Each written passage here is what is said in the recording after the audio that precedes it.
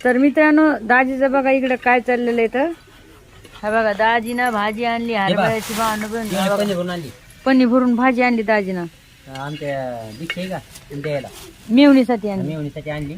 जाणार नाही बरं का फक्त म्हणताय दाजी नुसतं म्हणताय आता आणते बरं का बोर आणते तर जांब आणते आणि काय म्हणते तर की जातो आता मी मुंबईला जातो पण जाणं होत नाही नुसतं आणते आता म्हणते तर की भाजी वाळून सईनं देतो म्हणे दीक्षाबाईला.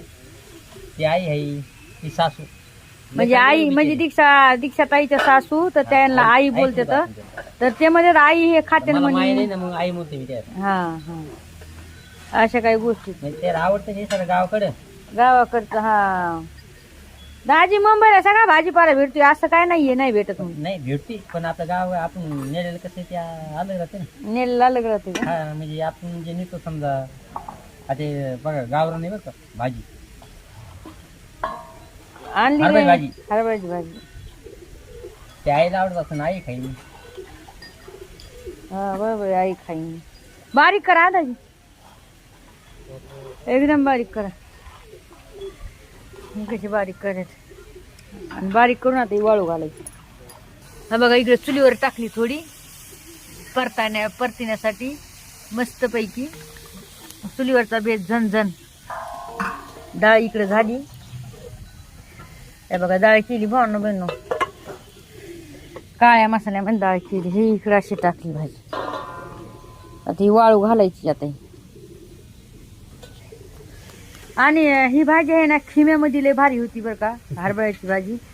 तर मला एका ताईनं कमेंट टाकली होती मी मागल टाकला होता व्हिडिओ तर की ताई बोलले की ताई मी तर ही भाजी खिम्यामध्ये करते. तर हो ताई ही हरभऱ्याची भाजी आहे का खिम्यामध्ये एक नंबर होती. हरभऱ्याची भाजी झालं भेंडी झालं बटाटा झालं एक मटण खिम्यामध्ये खूप छान होते आणि छान लागते खायला. तर तुम्ही पण करू शकता याच्यामध्ये हरभऱ्याची भाजीमध्ये खिमा टाकून मस्तपैकी थोडे हिरवी मिरची थोडं लसण अद्रक टाकायचं आणि टमाटा टाकायचं लय भारी. हा एक नंबर होती. तर तुम्ही नक्कीच करून बघा. आता मी ठुणार आहे थोडी खिम्यामध्ये करायला मटण आणणार आहे थोडं करणार आहे थोडं. तर जायचं इकडे चाललंय. हरभऱ्याची भाजी आणली हा बघा हरभऱ्याची भाजी आणली आणि ते म्हणले थांब मी कापतो म्हणले हरभऱ्याच्या भांड बहिण हे बघा कायला जो आलेत तिकडं कायला जो आलेत तिकडं मस्तपैकी म्हणले